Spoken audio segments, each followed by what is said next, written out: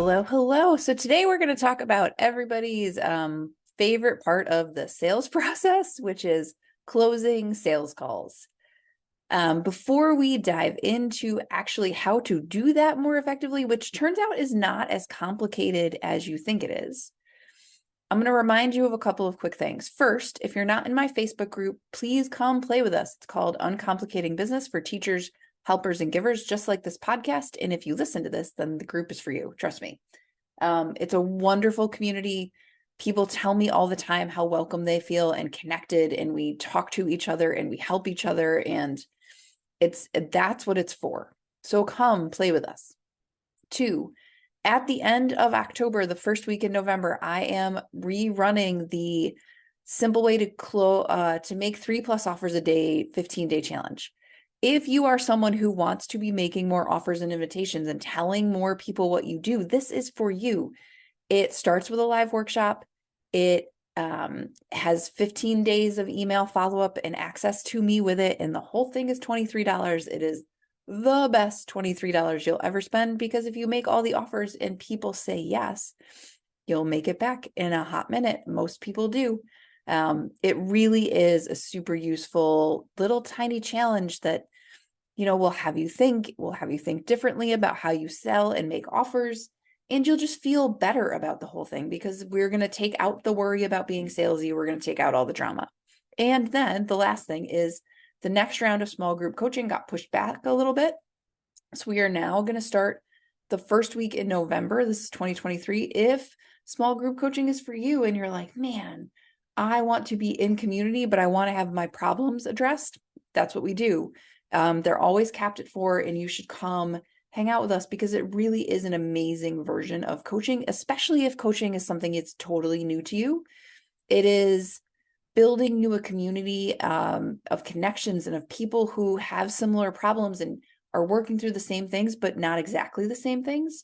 So you get to get help with your problems and learn, but also learn from what other people are doing and get coached. And man, it makes a huge difference. So come reach out if that is for you. Okay, let us talk about closing sales calls.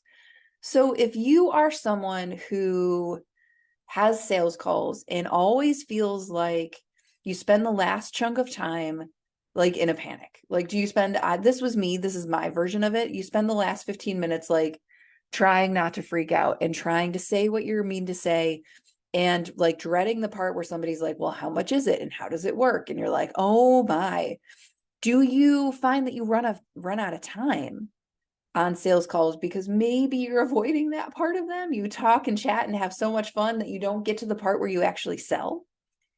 Do you find that you have a great first half of a sales call and then you get to the second half and you like feel fumbly and you don't know what to do, and you walk away thinking like you messed the whole thing up, like you turned a yes to a maybe or a yes to a no?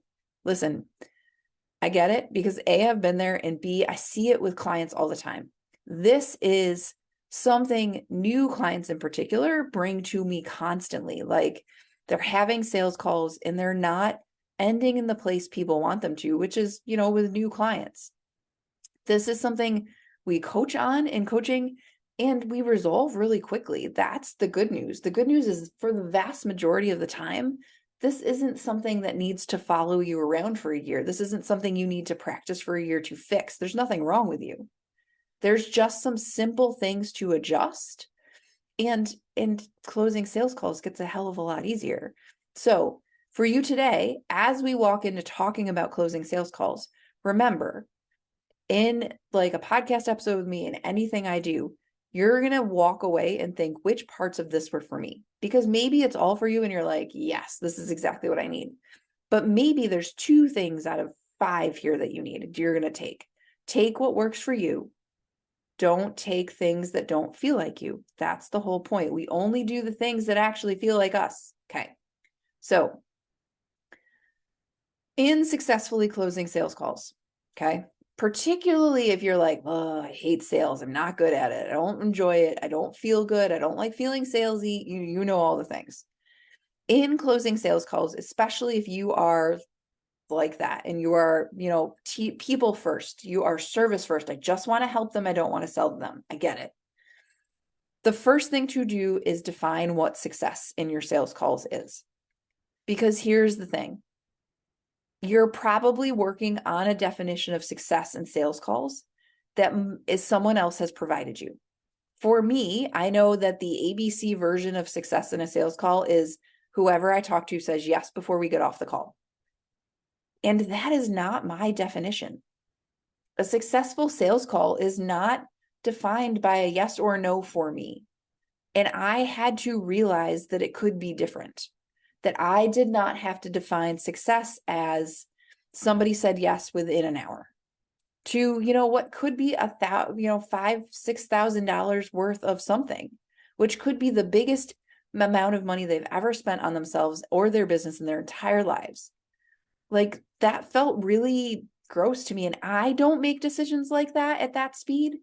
So I have a really hard time asking other people to. And then it was like, oh, okay. So if yes on the call is not success, what is success? For me, success on a sales call is someone who goes, oh my gosh, you really understand. Oh my gosh, that's exactly what I need. Holy cow, I've never heard it put like that. Yes, yes, yes, yes, yes. That is a successful sales call. No matter what happens after that for me, that the person on the other side of the call felt seen and heard and understood is enough. So for you, what do you define success on a sales call as? Is it person said yes, they paid you money? Is it they felt seen and heard? Is it that you were able to tell them what they needed in an effective way? Is it something else, right? Is it that you were effectively able to say, here's what I have for you, and maybe we're not a good fit? I don't know, but it doesn't have to be person said yes on that call. This doesn't have to be the high pressure version of sales that so many of us are taught. It's not ABC, it's ABG. And for me, the giving version of this is somebody felt seen and heard, period. So my sales calls, that's when I'm like, yes, that was a great call. I had a great sales call last week on Friday. And she was like, oh my God, this was so helpful. Listen, she may or may not become a client, but that she walked away feeling really served was enough. I think she's going to come back. But if she doesn't, I'm still okay with that because I feel like the call was really useful for her and for me, period. That's it. The second part of a successful sales call, getting better at successfully closing sales and making them yours, right, is to decide to be a human about it. Honestly, for me, I know basically what I'm going to ask people when I get on a call with a stranger. It's like, tell me how you got where you are. Tell me where you're trying to go. Tell me what's in the way, right? And I say that right out the front. And those are the questions I'm going to ask. Those are the things we're going to talk about. That's fine. But like, we talk about kids, we talk about dogs, we laugh, we like make side jokes, we get on tangents. That's fine. I come to calls that are even formal sales calls as a human first, as a person who is curious about this other person on the other side of the call or the other side of the meeting or the other side of the interaction. Decide to be a human first. If you are a human first and you are connecting first and you are curious first, so often the sales take care of themselves. We're like, well, but if we don't have this very defined process of like figuring out the objection, figuring out the issue, diagnosing it correctly, building a vision, all of these things, we feel like if we don't do those things in this order every time perfectly, it's never going to work. I have gotten a billion times more sales out of showing up and being a person and being curious and asking questions than I have out of having a very like bookended process, a very like this and then this and then this and then this that I have to take them through. You can't just show up and be yourself and then work on trusting that at a certain point, usually about halfway through for me, I say, okay, here's what I'm hearing and here's what I think. Here's how I could be of help to you. And then we talk about that. That's it. And then I say, okay, what questions do you have for me? And inevitably, if they're curious about working together, they'll say, okay, how does coaching work with you? But I had a call last week that wasn't actually a sales call. It was just a connect. And I said to her, about 15 minutes before the end, I said, this was great. How can I be of help to you? Like, what can I do for you today that would be useful? Because like, that's something I always ask people on connects. And she said, tell me about coaching with you if we have time. And I was like, oh, well, okay, here's how it works, and explained it. And she said, okay, I'm going to think about it. And off she went. And today she's a client. That was, not a week ago. I didn't sell her anything. I just showed up. You can just show up and then trust your process and yourself. The next part of this is that it is okay to have some steps. Like I just told you, my steps are basically show up, ask them how they got where they are, where they're trying to go, and what's in the way. At some point in listening to that, I say, okay, here's what I hear, and here's what I think I can do to help you. And then I ask them what questions they have for me. That's my steps. That's how the call goes. That's the whole thing. Like, that's it. And so know your process. What does yours sound like in your business for what you do? What do you need to know from them? What do you share back? What do they need to hear from you? And then, what can you leave in their hands? I think the hardest part of closing sales calls for me to learn was to shut up. And I tell this to clients all the time. I say to people, what questions do you have for me? And then I close my mouth. You can't see it unless you're watching on video. I'm like making the zip your lips movement, because then I have to wait for them to say, hey, tell me more about coaching, or how much does it cost, or whatever. I'm not going to just throw that information at people unless they want it. So I will sit there, and I'm like any good teacher, I use my wait time. People will ask if they are ready. You can be patient. But the other thing is, we have to respect the process of a sales call, in that we have to leave time for it to exist. So if you have an hour scheduled and you spend 55 minutes on the connecting and none on the sales part, you're not actually respecting the process. You're sideswiping it. You're skipping the part that makes you uncomfortable, and that's not helping them. So for me, about halfway through, I make sure to say, okay, here's what I'm hearing. Here's what I think would be helpful. What do you think? What do you think of that? Because it's my job, if somebody says, hey, I want to have a sales call, to actually, treat them with the respect of that. If I spend 55 minutes just hearing their story, I'm disrespecting their time. And I don't want to do that. I want to be aware of it. I want to treat it as the gift it is. And so I'm not going to sideswipe the process. I'm not going to hide from the sales process because they asked me to engage in it, right? If it's just a straight connect, I'm not going to say to people, okay, now here's what I think you need, and sell to them, because they didn't ask me for that. But if someone schedules a sales call, I'm going to respect what they scheduled.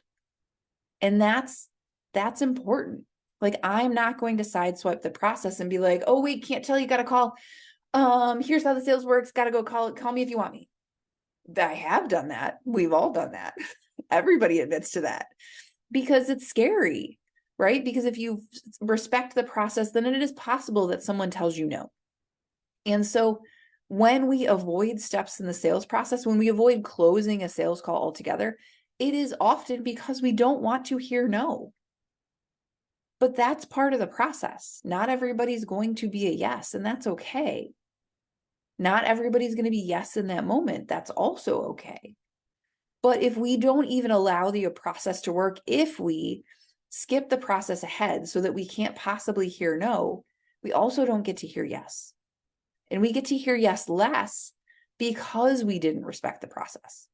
So, that's important. If you're not creating the time to have a sales process on the call because you're afraid, you are doing your person a disservice. That's just what it is. So are you creating space to honor the process of hearing them, telling them what would be helpful, and then, hearing their thoughts? That's really all it is. And maybe they're going to be like, oh, you know what? I don't think you do get it.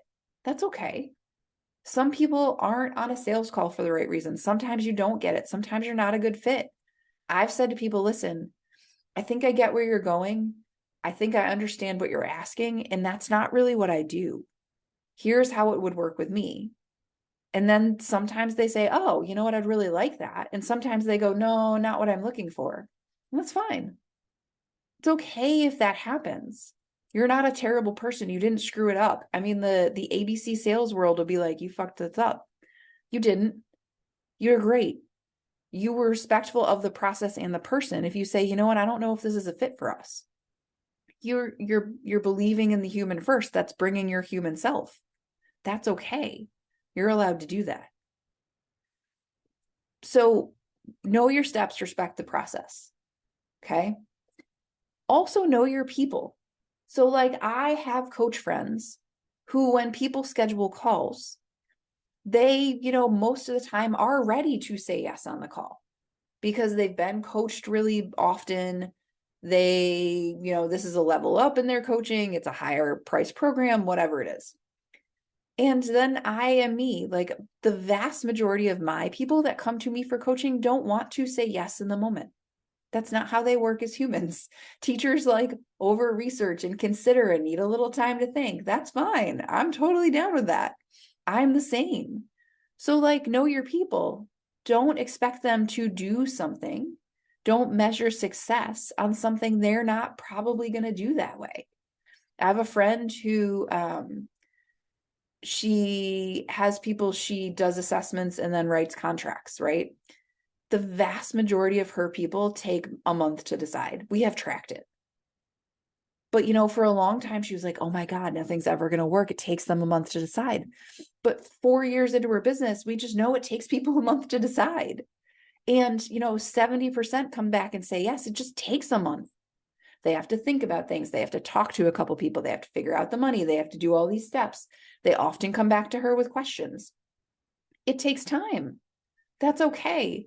If you're someone who's writing larger contracts with corporations, if you have corporate clients, if you have all these other things, those steps take time. They're not going to be, yes, that moment, write you a check most of the time. Know your people, know their process, and then set yourself up for success by knowing that ahead. Like, don't expect a yes on a call if they can't give it to you, right? Then the person who's miserable is the person who had an expectation that couldn't ever have been met. You're torturing yourself at that point. That sucks. So know your people. What do they need to say yes? And what kind of time scale do they need? I generally, if somebody says, okay, you know what, I need some time to think, I say to them, okay, when do you want to talk in the next week for just check in 15 minutes? Because I also know my people in that if they wander off and they get 3 weeks, they're going to lose momentum and forget. So, I try to help people make a decision within a week or so, because otherwise it just feels like an unclosed loop in their brain. And that's not good for any of us. And I tell people that. I said to the person Friday, listen, she said, when do you need to know? I said, I don't ever need to know. You need to make a decision. That's up to you. But I find the longer it lingers for people, the harder it becomes. So if we could talk within a week, that'd be great. And she totally got that. Like, I'm not weird about it. She wasn't weird about it. It was totally fine. The last thing I would say is it is important for you to be aware of your thoughts about time as you go into a sales call. I, for a long time, felt they were like little ticking time bombs and I'd be watching the clock. And so, like, I had to really shift how I feel about time in a sales call, because the entire time I was like watching the clock, watching time like slip away and running out of time to like make my pitch and do my things. And I was like, it made me a nut. And then people are like, God, she's weird. And they don't want to say yes to that. Nobody wants to say yes to somebody who's like, okay, are you done talking yet? So I can tell you my part. Like, that's not helpful for anyone.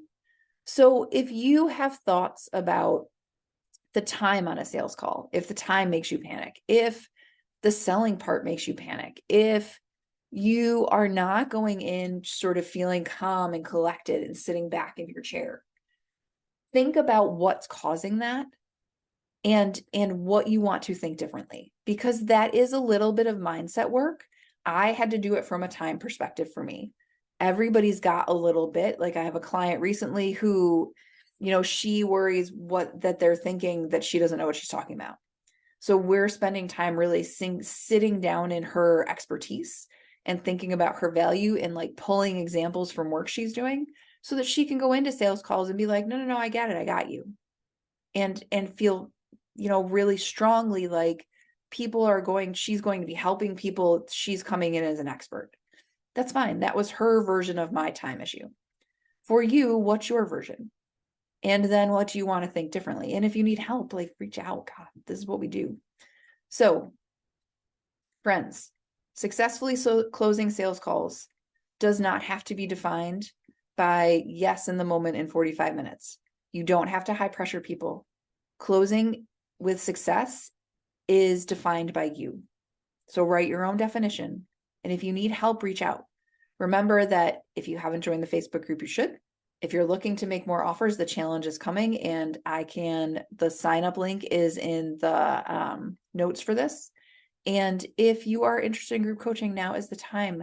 Come to the website, book a time to talk. Like I will tell you'll get to see this sales process in action. But on group coaching calls, it's like, okay, tell me what you're thinking. And, tell me how you think group will serve you. Let's see what you're trying to work on and see if it's a good fit. That's it. Like literally come and have a sales call. Because as I told you, for me, it's not about yes on the call. It's about you being seen and heard. So want to do that? Want to practice that? Want to see an example of that? Come play. I am happy to do that with you. If you have questions, always reach out. And until then, I'll see you next week.